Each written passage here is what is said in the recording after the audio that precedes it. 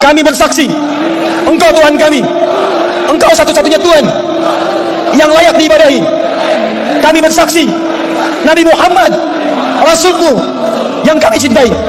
Ya Allah, kami berjanji di malam ini, kami bersaudara ya Allah, kami bersaudara ya Allah, kami siap berhijrah ya Allah. Ya Allah, berikan kami surgamu, berikan kami surgamu bersama Nabi-Mu Muhammad sallallahu alaihi wasallam, bersama sahabat Nabi-Mu ya Allah, bersama orang-orang saleh ya Allah, bersama ibu kami ya Allah, dengan ayah kami ya Allah, dengan anak-anak kami ya Allah, dengan keluarga kami ya Allah. Ya Allah, kami mohon masukkan kami dengan teman-teman kami ini ya Allah ke surga-Mu ya Allah. Allahumma ishhad, Allahumma ishhad, Allahumma ishhad. Alhamdulillahirabbil alamin. Assalamualaikum warahmatullahi wabarakatuh. Alhamdulillah wassalatu wassalamu ala Rasulillah wa ala alihi wa sahbihi wa man walah wa ba'd.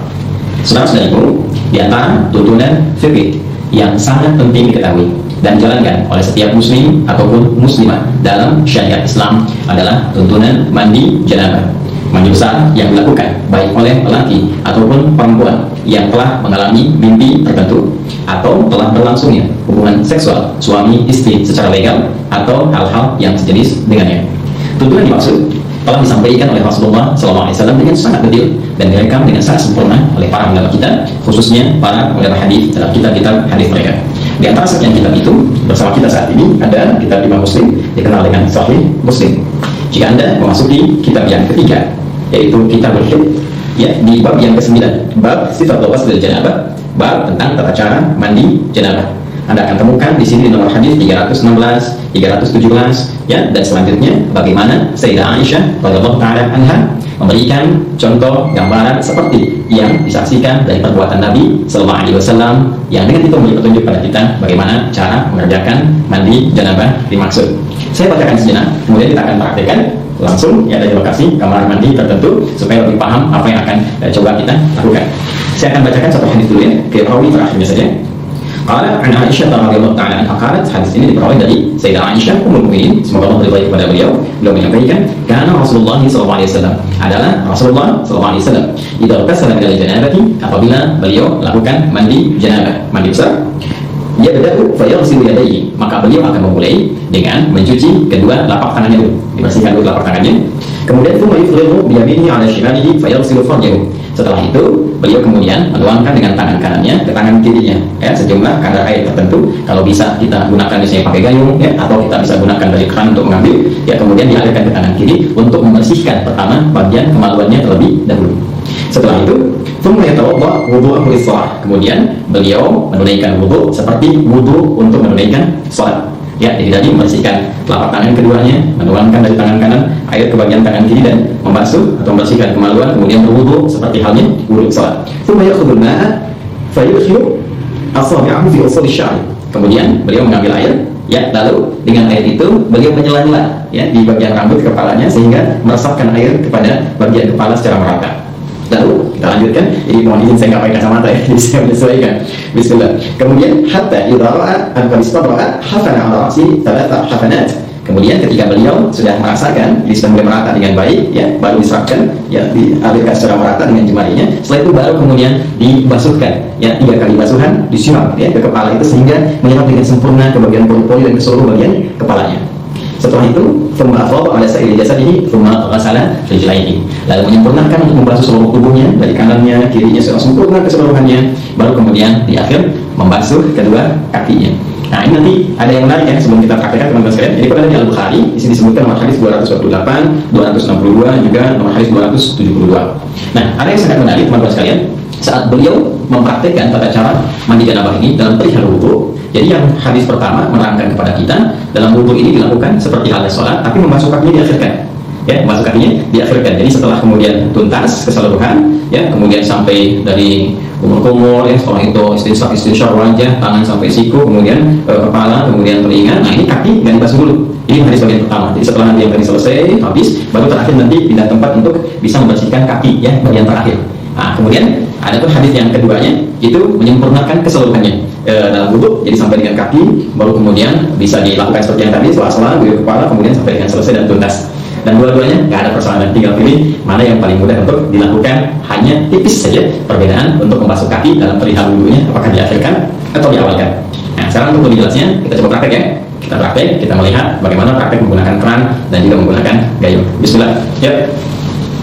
Nah, baik teman-teman sekalian, sebelum kita masuk mempraktekkan, ingat masuk kamar mandi, dua hal yang sangat penting. Pertama, langkahkan kaki kiri kita dulu ya. Jadi masuk nanti melangkah kaki kiri sambil mengucapkan ya, Allahumma inni a'udzubika minal khubuthi wal khaba'ith.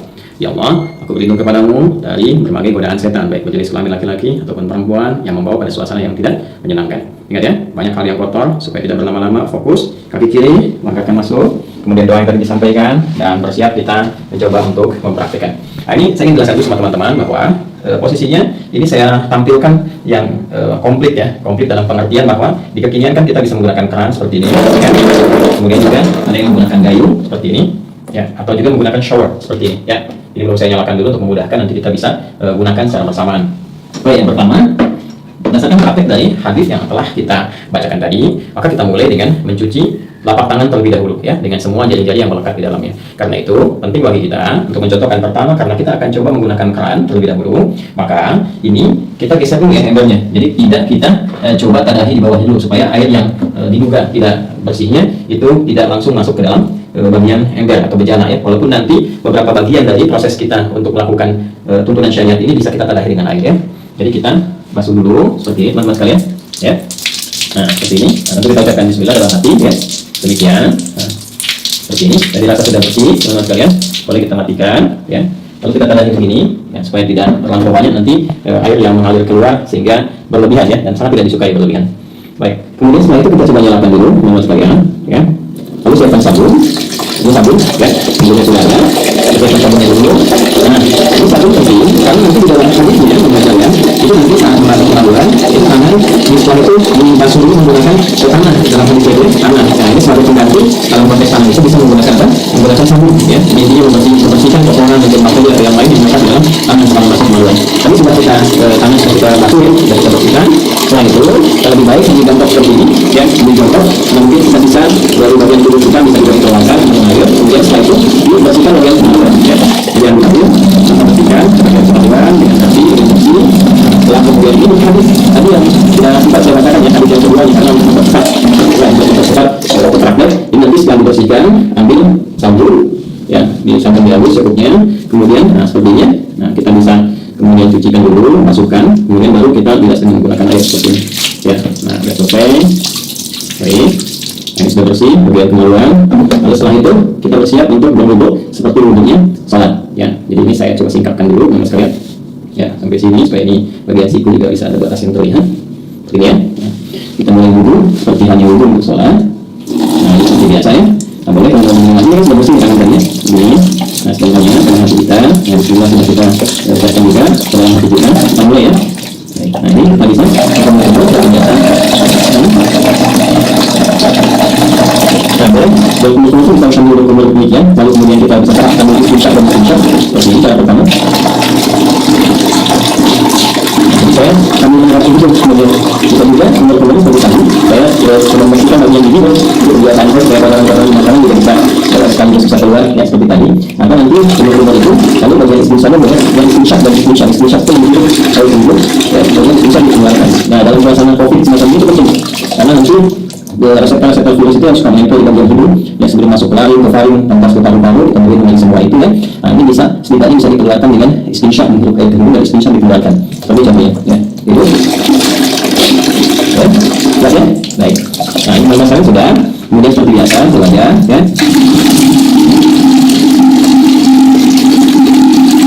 Nah, teman-teman ya, ini saya contohkan. Jadi ambil air ini saya ambilkan. Ini apa selain ini kan saya taruh di bawahnya. Ya, seperti ini. Ya, baik. Nah, begini. Ini yang jempol ya, bagian belakang telinga begini. Lalu seperti ini, nah, ini sudah begini, bagian belakang begini. Nah, yang paling ke sini untuk membersihkan kemudian ujung mata. Kalau yang ada jenggot di seperti ini ya. Baik, seperti biasa 2-3 kali, 2 kali, 3 kali untuk menyempurnakan. Saya contohkan seperti itu ya. Ini kemudian nah ini kalau biasanya saya kalau nggak pakai tanda di bawah seperti di tempat di masjid atau apa, ini kita nanti bisa saya matikan dulu ini. Nah, tangan sampai siku seperti biasa, kanan dulu. Oke, selesai ya. Lalu setelah itu biasa yang kirinya ya, ini 2 kali, kita 2 kali ya, sampai 3 kali, lalu setelah 3 kali kiri ya.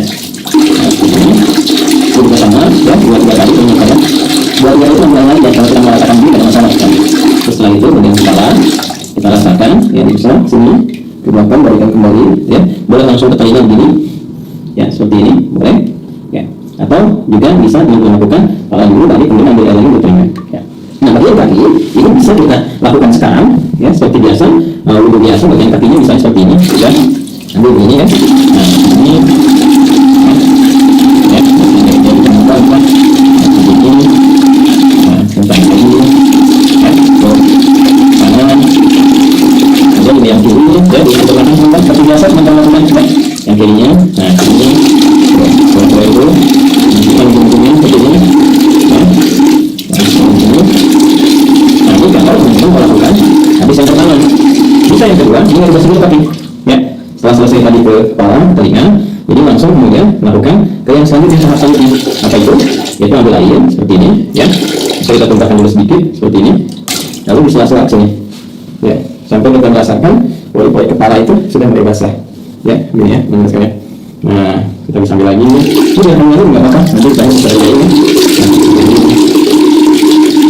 Nah, kita ambil dengan pertama ya, seperti ini. Nah, setelah itu cukup sekali satu kali ya. Setelah itu, dari sebutkan adalah tadi, kemudian tadi mengambil air atau cukup saya ini. Lakukan dengan ini ya, dengan kepala, bukan kepala satukan ini ya, antara telapak kanan dan kiri disatukan begini. Kemudian disilakan kepala untuk kepala dulu, letakkan kepala seperti ini. Ya.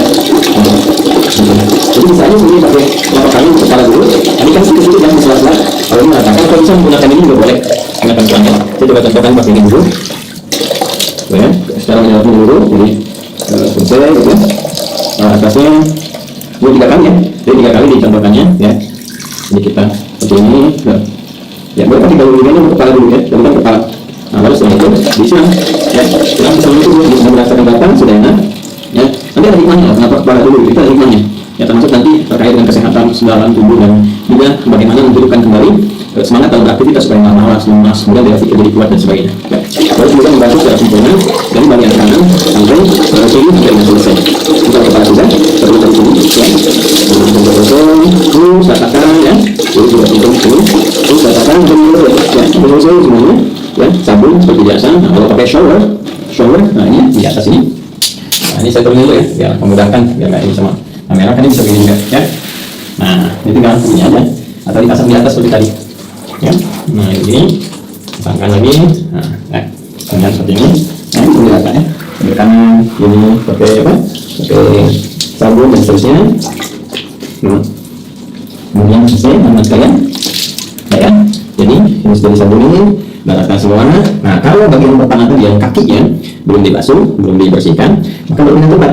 Ya, berpindah tempat begini supaya tidak teraliri oleh air yang tadi sudah kita masukkan ke tubuh kita sehingga masih bercampur kotoran-kotoran yang mungkin tidak mengalir sempurna. Itu yang hikmahnya. Maka berpindah sedikit, pindah sedikit, kan. Kemudian kita mulai basuh kaki, ya, yang tadi belum terbasuh dalam wudhu tadi pada hadis yang pertama. Boleh kita masukkan sesuai seperti yang dalam apa namanya wudhu. Kita ambil saya begini, ya, masukkan, nah seperti ini, ya, ini masuk kaki secara sempurna, kan? Lagi, nah seperti ini, ya. Atau karena saat mandi tadi kan sudah dibersih gosok-gosok, bisa tinggal begini juga bisa, ya, begini bisa. Nah seperti itu. Nah cuma kalau kita ambil habis yang kedua, kita ingin gunakan wudhunya sempurna sampai dengan ke kaki seperti yang saya contohkan, maka yang terakhir nggak perlu dilakukan lagi. Ya, cukup kita siram aja untuk selanjutnya, ya, selesaikan dan sudah selesai. Nah karena sudah mandi besar itu menghilangkan hadas-hadas yang besar, otomatis yang kecil juga hilang. Jadi tidak perlu kita berwudhu kembali. Kalaupun ada yang berwudhu kembali, ya tidak disalahkan juga. Tapi karena sudah selesai kan tadi wudhu sudah, kemudian mandi juga sudah, jadi tidak wudhu pun ya tidak menjadi persoalan, tidak perlu wudhu lagi. Tinggal pakai handuk, ya, diselesaikan, dirapikan dan selesai tuntas. Nah ini teman-teman Adin nggak bawakan handuk, jadi saya harus keluar untuk contohkan dulu keluar kamar mandi dengan menggunakan kaki kanan. Ya, kita keluarkan menggunakan kaki kanan seperti ini, ya, sambil kita mengucapkan ghufranaka, ya, ghufranaka, alhamdulillahilladzi adhaba 'anil adha wa 'afani. Ya, ya Allah, ampuni kami, ya Allah, maafkan karena saat tadi di kamar mandi kan kita nggak berpikir, ya, nggak mengucapkan kalimat thayyibah dan dalam situasi tempat yang tidak bersih dan penuh dengan godaan-godaan setan. Kemudian kita juga bersyukur pada Allah setelah puji bagi Allah telah menghilangkan berbagai gangguan dan menyehatkan kita setelah kita mandi kembali. Jadi mandi itu ada kaitan dengan kesehatan, kekuatan. Itu Islam mengajarkan kita. Kemudian itu yang bisa di-share, disampaikan. udah dicontohkan sepenuh hati, fisik dan jiwa. Jadi kalau belum jelas juga ya tinggal berikan petunjuk dengan cara apa lagi saya mesti mengajarkan ya. Ini hadis yang ditampilkan, maknanya sudah disampaikan, bahasa-bahasa juga udah. Itu tinggal mudah-mudahan bermanfaat. Ya saling mendoakan. Terima kasih. Subhanallah wa bihamdihi asyhadu an la ilaha illa anta astaghfiruka wa atubu ilaik. Assalamualaikum warahmatullahi wabarakatuh.